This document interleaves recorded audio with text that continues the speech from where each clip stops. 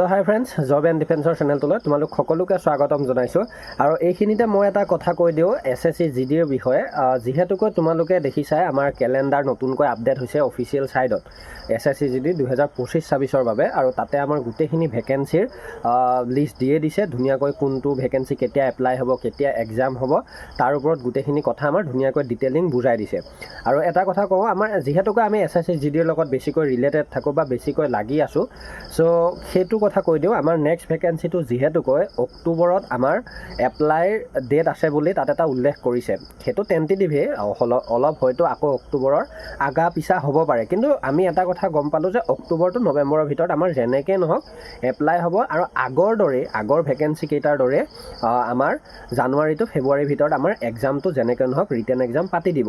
চ' ইয়াৰ পৰা এটা কথা আমাৰ 110% কনফাৰ্ম হৈ গৈছে যে যদি ছেপ্টেম্বৰত আমাৰ নেক্সট ভেকেঞ্চিটো এপ্লাই চলে, তেতিয়াহ'লে এই ভেকেঞ্চিটো জুনৰ পৰা জুলাইৰ ভিতৰত আমাৰ এই প্ৰচেছখিনি কৰি কমপ্লিট কৰাই দিব লাগে মোৰ মতে। আৰু এতিয়া যিহেতুকৈ এইটো মে' চলি আছে, তো মে'ৰ লাষ্টৰ পৰা জুনৰ ফাৰ্ষ্টৰ ভিতৰত আমাৰ যিকোনো এটা অফিচিয়েলভাৱে আপডেট আহি যাব, CRPFত হওক বা আমাৰ SSC GDৰ অফিচিয়েল ছাইডত আহি যাব। কাৰণ নৰ্মেলাইজেশ্যন, ৰিজাল্ট আৰু ফিজিকেলৰ কাট অফ লিষ্ট, আমাৰ এই তিনিটা বস্তু আহিবলৈ এতিয়াও বাকী আছে। আৰু সকলোৱে আমি সেইটোৰ বাবে ৰৈ আছোঁ। এতিয়া বহুতে ৰানিং কৰি আছোঁ, বহুতে ৰানিং কৰাও নাই, বহুতে ভাবি আছে নৰ্মেলাইজেশ্যন স্ক'ৰ আহিলে ৰানিং কৰিম। চ' একো নাই, কাৰণ নৰ্মেলাইজেশ্যন স্ক'ৰ অহাৰ পিছতো আমি যথেষ্টখিনি সময় পোৱা দেখা যাব। মিনিমাম 20 পৰা 25 দিনলৈকে হয়তো সময় দেখা যাব। আৰু যিখিনিতো লাষ্টৰ ডেটত থাকে সেইখিনিতো আৰু অলপ এক্সট্ৰা সময় পাই যায়। চ' ইমান চিন্তা কৰিবলগীয়া বিষয় ইয়াৰ ওপৰত একোৱেই নাই। খালি তোমালোকে এটা কথা কওঁ, নিজৰ কামটো নিজে কৰি থাকা। আৰু মই আগতেও কৈছোঁ যে নেক্সট ভেকেঞ্চিটোৰ বাবেও আজিকালি যিহেতুকৈ মই আগতেও কৈছোঁ কম্পিটিশ্যনৰ সময়, চব পঢ়ি থাকিবই লাগিব। বা যিখিনি বস্তু তোমালোকে ভাবিছা যে মই এইখিনিত অলপ কমজোৰ, চ' সেইখিনিৰ লগত বেছিকৈ লাগিব লাগিব।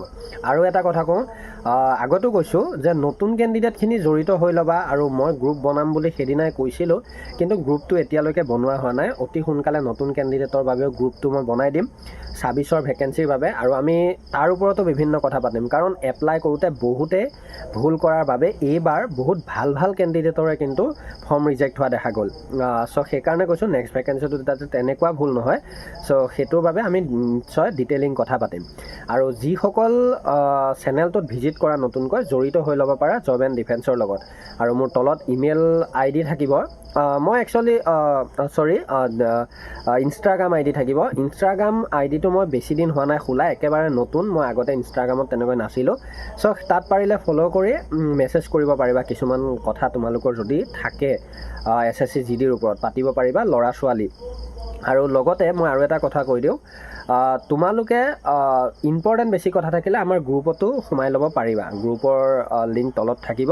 আৰু SSC GD এই ভেকেঞ্চিটোৰ বাবে যদি ছোৱালী কোনোবা গ্ৰুপত সোমাব বিচৰা, মোৰ লগত কণ্টেক্ট কৰিবা, মানে মেছেজ দিবা ইনষ্টাত, মই এড কৰাই দিম। চ' ধন্যবাদ।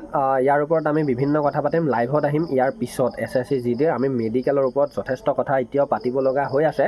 বহুখিনি প্ৰশ্ন যিহেতুকৈ থাকে কেণ্ডিডেটৰ, চ' নিশ্চয় পাতিম যিখিনি মই জানো বা আগত এক্সপিৰিয়েঞ্চৰ ফালৰ পৰা। চ' ধন্যবাদ। জব এণ্ড ডিফেন্সৰ লগত ৰিলেটেড থাকিবা।